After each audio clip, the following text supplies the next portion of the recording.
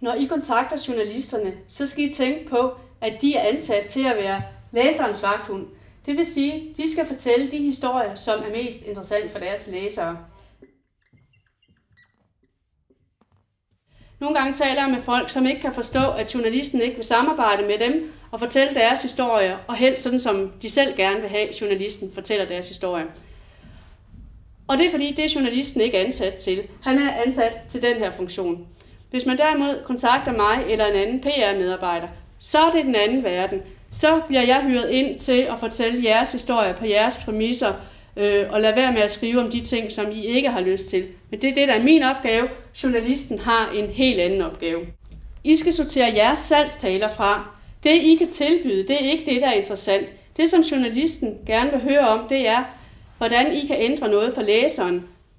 Og I skal vide, at I er i konkurrence med rigtig mange andre, når I kontakter pressen. Jeg siger det for, at I skal være klar over, når I bestemmer jer for at forsøge at kontakte pressen, så kan I ikke tænke, eller det må I må gerne tænke, om så går det nok. Det gør det højst sandsynligt ikke, medmindre I er meget heldige. For jeg ved, hvor præcis, selv sådan en som jeg skal være, når jeg kontakter pressen. Og jeg ved, hvor mange historier jeg har haft svært ved at komme i pressen med, selvom de var skrevet af en fagmand. I er ikke alene kun i konkurrence med mig, I er også i konkurrence med alle dem af mine kolleger, som jeg er i konkurrence med. Så vi er faktisk rigtig mange, der gerne vil have de spalter. Når I kontakter journalisten, så vil jeg fraråde jer bare at sende en pressemeddelelse per e-mail, for der ligger rigtig mange pressemeddelelser i journalisternes indbakker. Jeg gør altid det, at jeg ringer til vedkommende først, og så har jeg fået lokaliseret, hvad for en journalist, der skriver om mit emne, så det er den rigtige person, jeg kommer igennem til. Når jeg så har dem i telefonen, så kan jeg høre, hvad de har forbehold over for min historie, hvis de har det. Og så må man gerne holde en salgstale. Det er selvfølgelig ikke for ens firma, man holder en salgstale, men det er, nu skal du høre, hvorfor det her det er en rigtig god historie. Og den kan jeg fange, hvis jeg har dem i telefonen. Nogle gange, når jeg har dem i telefonen, siger de også, at de af en eller anden grund ikke vil bringe historien. Og så ved jeg sådan set det, og så kan jeg gå videre til et andet medie. Hvis journalisten synes, det er en god historie, så vil han typisk gerne have, at jeg sender noget på skrift. Så er pressemeddelelsen klar.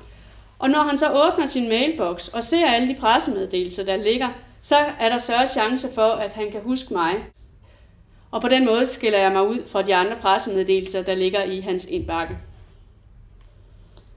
I skal ramme præcist, når I kontakter pressen. Man kan ikke komme med sådan et fejlskud, og så siger journalisten, at det her det er ikke nogen god historie, det er for upræcist, og der er mange ting i vejen med det, så derfor bringer vi det ikke. Så kan man ikke komme efter en uge og have rettet sin fejl, lidt ligesom man kunne i folkeskolen. Der er et skud i bøssen, og så ryger du ud. Og hvis du først har kontaktet den samme journalist flere gange med historier, som typisk ikke er særlig interessant, og du så kommer med den fjerde historie, som måske faktisk er noget, så har du altså lidt din fortid imod dig. Så det er en god idé kun at kontakte pressen, når du virkelig har noget. I skal gøre det let for journalisten at skrive lige præcis jeres historie. Der ligger rigtig mange historier, som I konkurrerer med hele tiden. Men hvis I er dem, som har kontaktoplysningerne til en specialist, den rigtige dokumentation, der står en case klar, som vi fortæller om den her problemstilling, så er det så meget nemmere for journalisten at beskæftige sig med jeres historie, end hvis han selv skulle ud og undersøge, hvem er det lige, der er specialist på det her område, eller hvis han skulle ringe til en offentlig instans og skaffe noget dokumentation eller noget fakta, for det kan tage rigtig lang tid.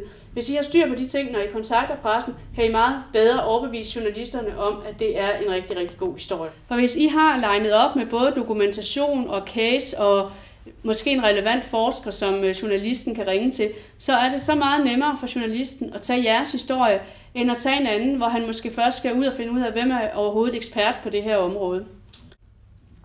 I skal sørge for at være til at få fat på. I skal allerhelst have jeres mobiltelefon tændt hele tiden, og hvis I ikke kan det af den ene eller anden grund, så er det meget vigtigt, at I hele tiden er opmærksom på, om der ligger nogle beskeder til jer. Mit skræmmeeksempel er en af mine rigtig gode kontorfæller, som blev ringet op af TV-avisen. Og der er vi rigtig mange, der gerne vil ind. Der blev lagt en besked hos hende, og hvis hun havde været hurtig at ringe tilbage, så var det måske blevet hende. Men der gik næsten 3 timer, og da hun ringede tilbage til TV-avisen, så havde de fundet en anden kilde. Og man kan tænke, 3 timer, det kunne de godt lige have givet hende. Men TV-avisen er sådan set ligeglad med, om det blev min kontorfælle eller en anden, som kunne sige cirka det samme. Og hvis enten anden tog telefonen, så er der ikke nogen grund til at vente på min kontorfælle. Og jeg har det nok personligt sådan, at hvis TV-avisen nogensinde skulle finde på at ringe til mig, så skal de altså godt nok have mulighed for at komme igennem. Det var alt, hvad det her kursus indeholdt. Jeg håber selvfølgelig, at det har givet jer rigtig meget viden om, hvad I skal gøre, når I kontakter pressen. Og med disse ord, så vil jeg slutte af for nu. Jeg håber selvfølgelig, at I har fået rigtig meget brugbar viden om, hvordan I bedst muligt placerer jeres gode historier i pressen fremover.